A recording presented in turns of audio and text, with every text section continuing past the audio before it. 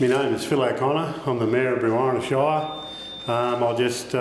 My background, I was born here nearly 55 years ago. I was born on the Brewarrina River. That's where I was brought back when my mother had me in Sydney. And we've been there, we were on there for nearly all our life. And I'm the youngest of 8 kids. And I've just seen such a big deterioration in these rivers around here, from when I was a kid right through to now, and it just sickens me to see what's happened to these river systems, and that's why I've been so vocal about it, and I'm very passionate about, especially this Shire and around Brewarrina. I was born here, and I got a hell of a lot of good friends, and I'm not going anywhere. And this is the base bit of me. And I'm very concerned about, especially the health of these rivers now. Well, you can't really call them rivers because they hardly ever run. And the only time they ever run is when you get a big flood. Then it's just, an absolute joke how much these rivers have gone backwards. And big thing is with the people that live here and have lived here for thousands of years and their stories. And, of course, we don't go back that far, but it's just, it affects so many people in different ways, and just the health, especially mental health of people when their river's not running, and especially with these fish traps here, as you would have seen. And you can just feel in people when the river's not running, there's so much more, probably wouldn't say violence in the community, but, people are agitated. And I come down here most mornings and I have a look at the fisheries and the weir, and, and of course being here that long, and I feel, as part of it as anyone else. And just that, and here it's, you can see people are getting sicker and sicker, and they've just, it's just so sad to see. And right along this river system, and I done my apprenticeship in Burke, and to see, that was in the early 80s, and there was that much work and that much money there then. There was a lot of little farms, there was orchards, and there was melons, and there was grapes, and there was miles of work because they were A-class licences, were a lot of them, and they were small farms. But when the big irrigation took over that type of farming, and there's no doubt about it, then it all turned to large-scale cotton. And then it had just, when it turned to that, it just, there was a lot of jobs back then because there was cotton chipping, and Burke probably had 200 or 300 cotton chippers, probably more. And Brewarrina here, probably, I think there was about 160 cotton chippers. It was good for work, it was good for business. And then, of course, Roundup Ready cotton come in, and the planes come in now and spray a full cotton farm in a couple of hours. And of course, all them jobs went. And then of recent times, the round baler come in, and there's no cotton pickers. There's no people there to assist in the cotton picking, and that's been a big change to the employment. So all as you hear from certain sections of the community, not so much here, is about how many jobs have been lost because of the lack of water, and that is total, absolute rubbish. It's nothing to do with that at all. It's to do with what I just spoke about. And for large-scale cotton, I'll use cotton as the main crop because there's no use cringing around it and snivelling about it and saying it's irrigation. Of course, there is, a fair few in the Macquarie Valley, Guida and Nemoy. There is a lot of lucerne farms, of course, and no one complains about them because they're not in the scale of the water use of what cotton do. And a lot of people say to me, you're always picking on cotton, you're always crooked on cotton. But it is the problem. And there's, people have got the right to have this water.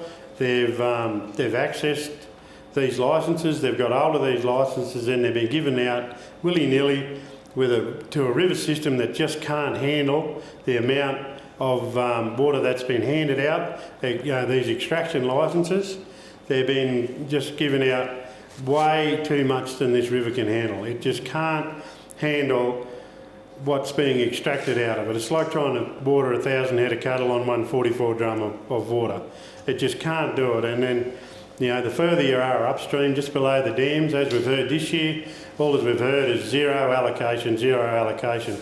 The carryover water that the people that have these access licences were able to access that water below the dams, and it's not making its way down, like over 250,000 megalitres of water past Dubbo in the last 5 months, and we all know where that's gone, and a bit over 4,000 past Corinda to make it into our weir pool, which it topped up our weir pool, which that little tiny bit of water should have made it countless, thousands of kilometres or thousands of kilometres downstream of this river system, if left alone.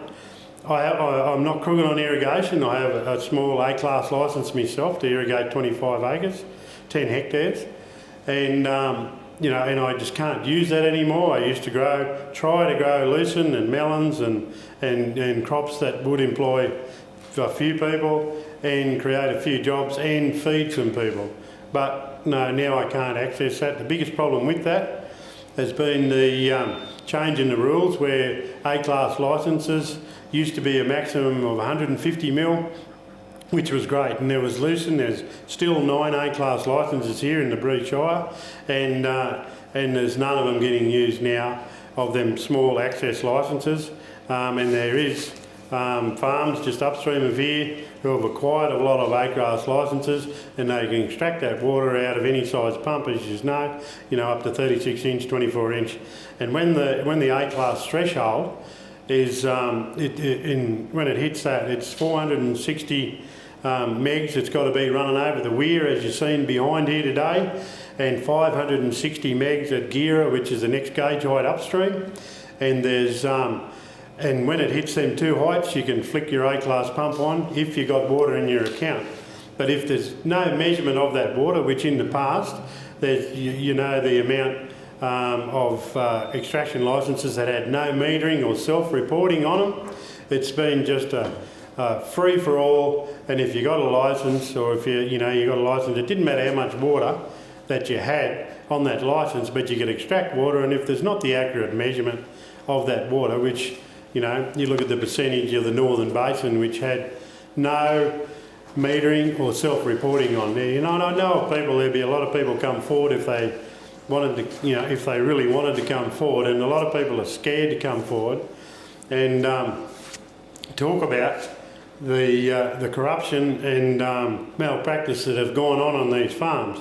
And I'm not here to say that they shouldn't step forward, or they should, but there would be a hell of a lot more airplay if a lot of these people actually spoke about what they know, what's going on these farms. Not just here. We've only got 2 big major farms in our area, one just upstream on the weir pool, and there's one halfway between here and Burke on the northern side of the river.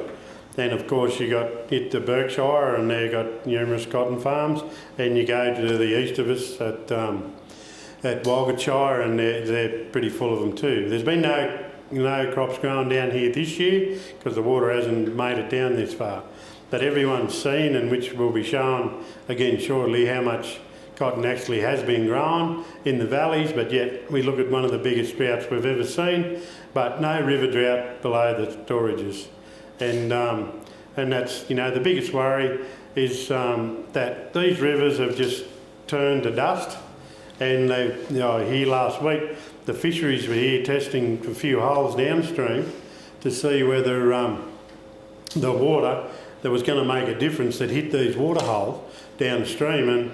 And a fellow rang me and told me that the salt level's too high, and if they release water out of Copeton Dam, it could actually damage these fish, this fish health.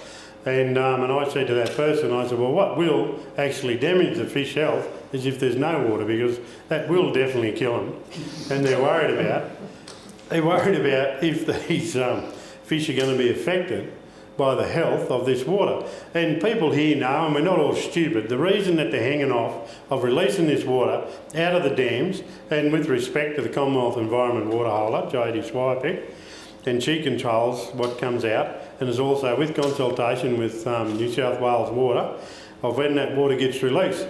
And it's obvious what's going on now. They're just getting ready to pick, or people have started picking. So that demand for the water is zero now, unless you're going to put it into your storages. So we'll probably, when the minister, which is great, I just hope they do release some water out of Copeton to come down, but it could also come down out of the Macquarie River. There's still over 160 odd thousand megs in the Macquarie, in the Burrendong Dam at the minute, and Windermere, just upstream of that, has got a bigger volume, and so there is plenty of water there. I know there's townships that need this water, but look at what's happened to these towns that haven't been looked after now. So obviously we mean less than inside further, and because I think of the big one that I think it is too, and I know a lot of people will throw rocks at me for saying this, because in the West everyone knows the massive Aboriginal population, and a lot of the Aboriginal people don't speak up so much. There's a lot of them coming forward now, which is great, and they don't get out there as much as other people to speak their voice, and a lot of Aboriginal people have tried in the past and they've been shut down. But now is the time everyone's got to speak out of what they know and how their ideas can fix these river systems. And I see it so much and hear it so much, and in another couple of weeks I wouldn't mind betting every cent I got, which is not much, that we will get an environmental release. There'll be no demand on that water.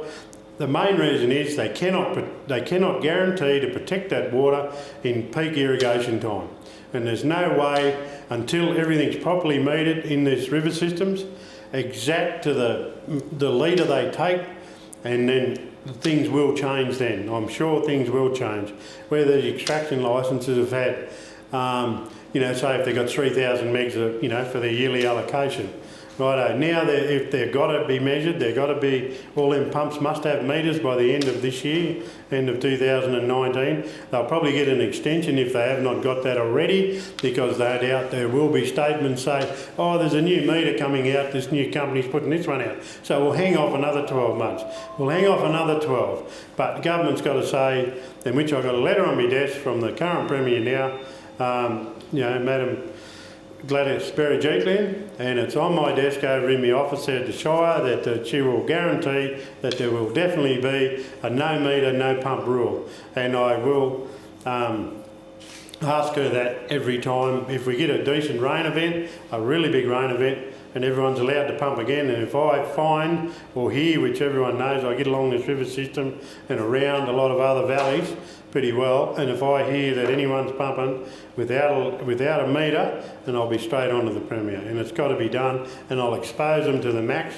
And like I haven't before, I'm not backward in coming forward of exposing people that are supposedly doing the wrong thing. There's a few of them cases still at court as we speak, and as you all know, that I was a big part of the Four Corners show, and with that, and a lot of people said nothing will happen, but there's been a hell of a lot of things happen, and hopefully great things will happen in the future, where hopefully these rivers will come back to be something like they were. Of course they've gone dry, of course there's going to be droughts, but no one in this town, and a lot of them here, they've said to me that are in their 80s, there's not too many of them left, that they haven't seen it as bad as this.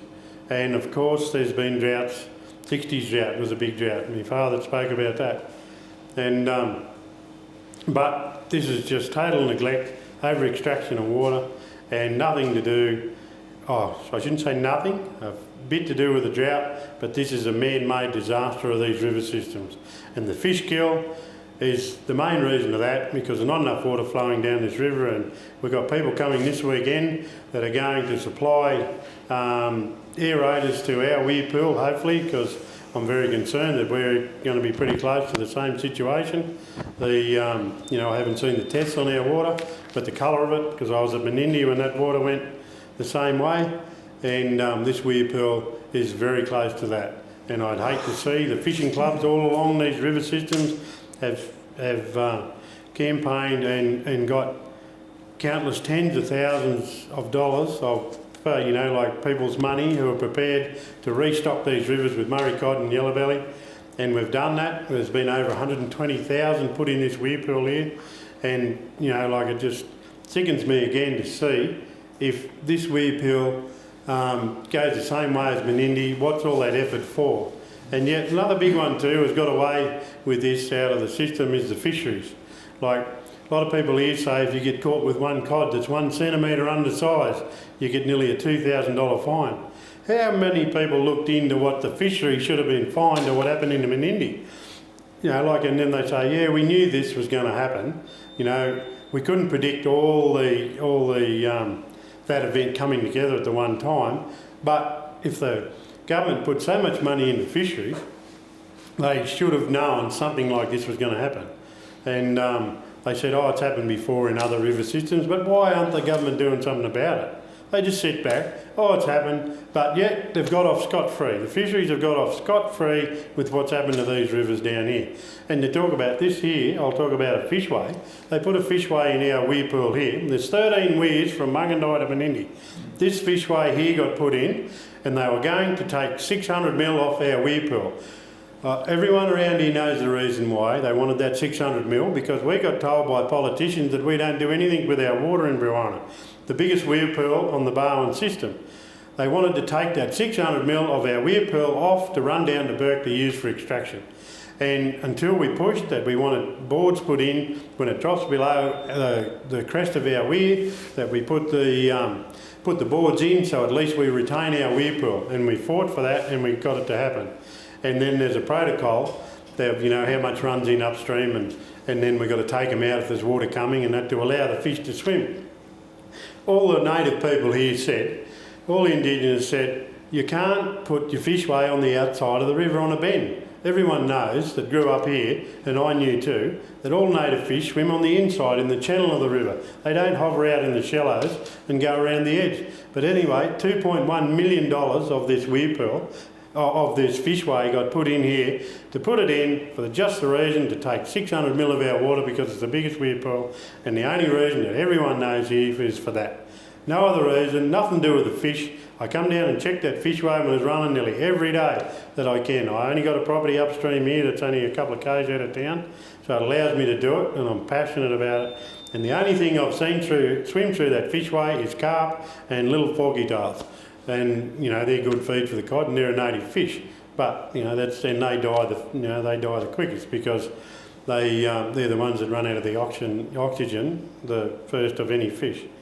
So, and that's just another one. It's just the neglect and the corruption that's gone on here for years and years on this river system. And if it can be addressed by one politician with some guts to take it on, then we need someone like a federal water minister to do something about that. Our northern rivers, it can't be a state by state fight, it's got to be a federal fight. The water doesn't change from maroon to blue at the Queensland border, which is our shire. When it hits there, it doesn't change colour. When it does, and everyone knows what's going on upstream of Brewarrina. We've got 5 rivers that run in here. They've got the Colgo, which comes out of the lower Ballon system, and then we've got the Berry, hasn't run for nearly 3 years. The Bakara, nearly the same, and the Narran. Another one is why Narran, the Narran Lakes, which is a Ramsar site, why is it less important than the Macquarie Marshes, which is only 100 k's to the south of it? So why is that? It's all to do with money and people who are making these decisions about the river system. You know, there's water in the Macquarie River. We'll give the Macquarie Marshes another gouge of water. The Narran Lakes get absolutely next to nothing. And when I was a kid growing up, there was bird breeding. You go there, you couldn't even get near the lake for snakes and frogs, and it was just a beautiful, magnificent sight. Now it's just a big dry lake bed, and no one seemed to care about that because there's too much power at the top end of the system, and they've got the power at the top end of government. And we only look at our federal water ministers, where they're at, and a big change to be with that. And I can tell you, if they instead of putting agriculture with water as one portfolio, how about this one? How about you put water with the environment and see whether the environment minister could control water and the environment, and then you would see a big change. But why you got the two, you got agriculture and water linked together, you will never see a change. You might with these new rules that are coming in, you might, but that's yet to come. Of course, when it rains, 10 or 15 inches in the catchments, big floods, everyone will say you're an idiot. You were talking rubbish all this time. But in 3 or 4 years' time, we'll be back to the same situation. It'll be no water in the river. So we've got to change what goes on. Another big one is we've got to scrap the plan of the Murray-Darling Basin Authority. I'll get shot down for that too. I'm not worried about that. It's got to go back to square one, and these people that own these big licences, they've got to be compensated. I'm not saying you've got to take it off them, but at least minimum of 50% of the water extracted out of these rivers in the northern basin has to be given back to the rivers. And with environmental water, I don't like the name environmental water. It should be called community water. I'm not the first person to say that. It's for everyone. It's for everyone who lives along these river systems. It's for every weirpearl. It's for human consumption. It's for the environment. It's for the animals. It's for the lizards. It's for the birds.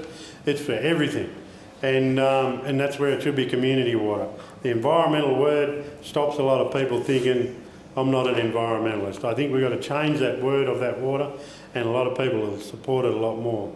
But it's just, you know, I just pray that it gets back to something like it used to be, and the only way we can do that is for someone in government, a Prime Minister or a Minister, which I've said before.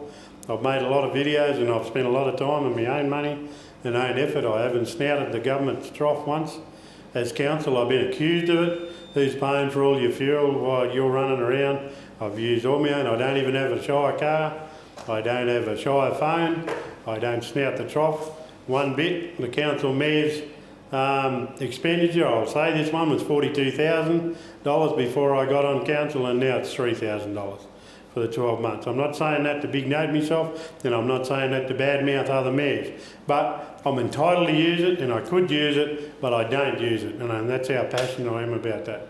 But anyway, I've probably raved on enough. No, that was terrific, thank you. And it also saves me asking lots of questions.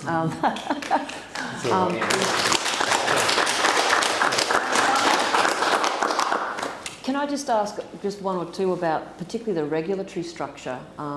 You've pointed out that there seems to be very inconsistent and lax treatment of the regulatory structures for water take in some areas, particularly in the northern parts of the river system. Do you think that tweaking around the edges and making some of those rules better would make a difference, or does there have to be more of an overhaul of the whole use upstream for big cotton or big industry? Yeah, you're right, Michelle. I think there should be a big overhaul of it. You go down and have a look at at Menindee there, and you have a look at their regulator on the upstream side of Weir 32, a magnificent structure. You have a look at all the structures that are in the Murray, and you have a look, this beautiful big riverbank, it should be at least full of water for all the fish, for all the environment, for all the crustaceans, everything. But we've got these little tiny weirs way down the bottom, and of course there is a lot of people here in Brewarrina say that we should take the weir down, and then we wouldn't have the last 12 months of water, and then we would be out. And as people in Brewarrina know, that this basin starts about 50 k's from here, and Brewarrina is not above the Great Artesian Basin, so we've got no groundwater. And this is where, what annoys me, another one too I didn't get on, and the easy way out is to help a town out, righto, we'll give you money to sink a bore. You've sucked all the surface water off, so now you're going to suck all the groundwater out. So, righto, we'll give you money to sink a bore. Good indication that was Burke only a couple of weeks ago. Another $1 million to sink another bore. If Burke would have, don't want to bag any other councils, if Burke would have stuck to their guns and said, no, we don't want another water, you find the water upstream to give us. And I guarantee they would have got a flow down there of a town of a couple of thousand people there screaming out for water with, so they sunk another bore, so it lets the government off the hook again, which is great. Government, have got to look after town water supplies. Look in this shire, we've got Brewarrina, we've got Angledale, we've got Gadurga, nearly 100% Aboriginal community. Brewarrina the same, all on bore water. Their rivers are just dry gullies because they've been allowed to let go that way by government. And until we, as I said again, the government that can stand up to this and fix it, them rivers should be running. Them kids should be playing in the river like they did for thousands of years before. And it should be there for everyone. But no, we'll sink a bore. We've had to because we had no control over it, the council, to sink these bores to get water supplies for the people that are there. And you know, and of course, you know, there is politicians that say, why don't you shut them towns down and move them into the city, you know, to Dubbo, where there is water. Then people have got the right to live there. There's no one's got any right to say you should live here, you should live there. They've been there for years, so they're entitled to live there, and we've got to try and look after them there. Not take them out of that situation, you know, and just because it doesn't suit the government at the time. Not at the time, it's been going on for years and years. And, you know, right, what happens when the groundwater dries up? We've used all the surface water. We know the amount of extraction for irrigation that's going on out of groundwater. You go to the Macquarie Valley and it's just getting more and more. And, you know, just what happens if that dries up? What do we do then? It becomes a wasteland. And, you know, that might be long after I'm dead, but it will happen because it's just take, and not non-stop take out of it, Michelle. It's just... Yeah, I get a bit roused up a bit, but anyway, no, I'm sorry about that. Fair enough. No, the whole area is suffering, the whole river systems. What do you think it will take for politicians at the state level to take seriously what's happening to people and to actually take action to perhaps rein in some of the water take from cotton? Like, what will it actually mean? What will we have to do for politicians at the right levels of decision making to make the right decisions? Yeah, well, it's you only just seen it, what happened at this election just now. What happened to nearly 48% of the state has gone to the Shooter and Fishers and Farmers Party because people are not happy with what's happened with the last government. Like, of course, there's been a lot of great, you know, infrastructure spends and that going on out here, not to do with water, but to do with a lot of, like, this council couldn't survive. I've already been bashed this week about bad-mouthing governments. But anyway, I'll still say it again. That's why it's the voters have spoken. They're not happy. And the main item, which we heard from the Shooter and Fishers and Farmers Party, from Roy Butler, which he said today that the reason that he got in this electorate, the biggest electorate in the state, and the Murray, and as I said, down there with over 48% of the state is in them couple of electorates. They got in because water was the problem. And if a government can't listen to that, what are they going to listen to? And it, you know, like, there's not many voters out here, so, but if the city people and the people that, you know, that live all along the east coast, you know, there's millions of them, and there's millions of, you know, people who vote, if they could see, which I'm not saying they're ignorant at all, and realise what we're going through out here, you know, there'd be some people say, you want to live out there? Well, that's what you put up with. But then again, I like McDonald's as well, and I don't mind KFC. And when I go down and get it, I appreciate it. It's like water. When you get a bit of it, you really take it in, and you appreciate it, you know. And it's just, you know, exactly the way it's got to happen is the government has got to take it on that water is the most important item of the last election, and it'll be the most important item of a lot of elections if the people of this state and country, you know, get behind what's going on, and it's the only way it'll change. Were you surprised that the actual government didn't change, even though a few electorates did change with the last election? You were surprised? I was, Michelle, I'll say now, and I'll say it straight, I think we've got a good Premier. I think she's a really good lady, and she's you know, she started out from nothing and she's made it to the top to where she is, and she's practical, and I have talked to her on the phone, and I really think that she is going to listen to the people of the bush, and I think the problem has been before, which the Premier has not known exactly what's happened, and I'm not saying that to be you know, to say the Premier is ignorant, but she's got a hell of a lot on her plate, and as if this little part of the country, you know, is people are saying, her ministers and people who represent, that have been elected in the past to represent the people out here, I don't think the voice has been strong enough to tell the Premier, who runs this state, about really what's been going on. So that's why I can't blame the Premier, and I do blame the people that advise the Premier, and that's his ministers and her members that are in these areas, and it's obvious the people have spoken and they're not happy. And for 60 odd years or 70 years, I don't know the exact years, this has been held, this seat, by the Country Party and the National Party. And, you know, it's just, it's so easy to see that people are disgruntled with the government, but now we might have some hope. You know, you've got to look forward to, you know, things changing and becoming better. If you look on the negative side of it, I know we talk a lot of negative, but hopefully things will get better with the Premier. And the big one is if the federal government, who controls this country, or the people who vote in the federal government control the country, but it's just got to be looked after by the federal government. And as I said, the water doesn't change colour from when it runs down the system. And it's and the federal government is the ones who have got to put in place and put these whole river systems together as a whole and make decisions as a whole. Not states making decisions about what should happen here, then bringing in embargoes. We had a run through going back a couple of years ago in our river when the embargo was placed on. I don't know the exact time, how long ago. There was an embargo placed in New South Wales and there was water coming out of the Ballon system. It was allowed to be extracted before it got to the border, and we put a plane up, Turkey's Nest, storage is getting filled all the way to the border, hit the border, nothing. And what's the use of it when the water hits here and there was only a trickle anyway? So Queensland benefited out of the flow, and New South Wales got, you know, a little bit of the scraps that come down, and that's where the federal water minister should place an embargo and put a total, you know, stop on extraction till the basic needs of people have been dealt with.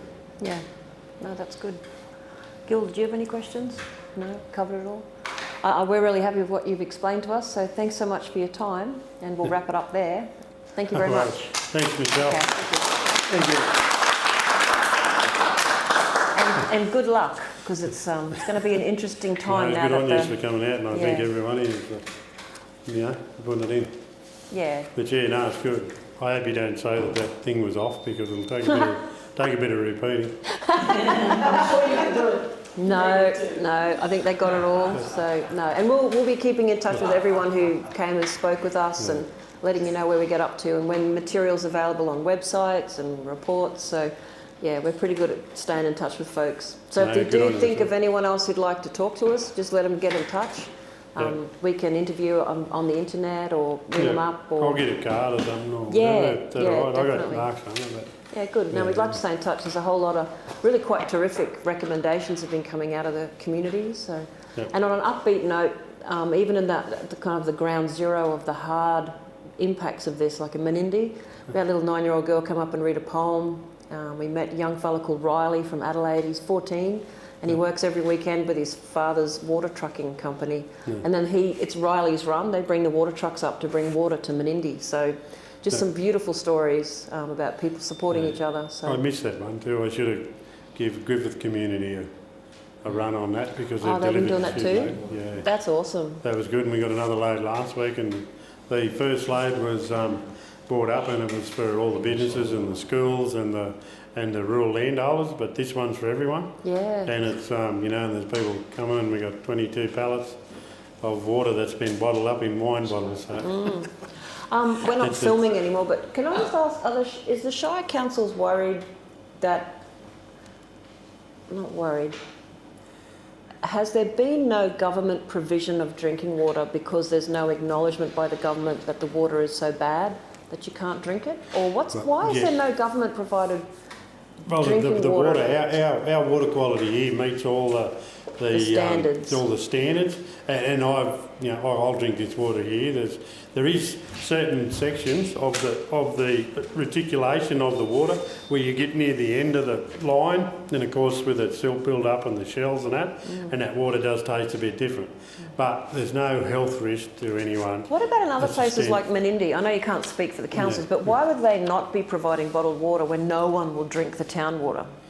Well, there's no government agency supplying water to Brewarrina. It's the good people of Griffith and the the corrective services officers bought a truckload of their own money they put in and donated it here. And in and with the people of Griffith, his name is Bill Calabria, who owns Calabria Wines. And I talked to him a couple of nights on the phone. He said, and when that runs out, he said, we'll do another run. He said, and we're here to look after people who are in need. And you know what, champion people are. Absolutely. But is the government not providing water because they argue the water's drinkable, or are they not providing water because they're not aware we of haven't put a request to the government either, Michelle, because everyone would think they'd jump in and supply so much bottled water, which the more bottled water comes into here too, it benefits our plant and our filtration plant, and also benefits the river because we don't have to treat so much every day because everyone in town's drinking the bottled water. So we don't have to treat the water and it doesn't cost the council nowhere near as much as well. So sure would be nice if they just released enough water and got the rivers back together, that we wouldn't have to have all this bottled water. Wouldn't have to worry about anything, and then we wouldn't have met you good people. So. Oh, well, I prefer not to be here. I prefer to know you're all swimming in your river. Yeah, well, that's it. Yeah. We'll send you some photos. Yeah. No, thanks very much for your time. No, good on you. We'll release you back into the wild now. Yeah, no, it's all right. It's all good. Thanks very much. Thanks a lot for that. Yeah, no, thank you.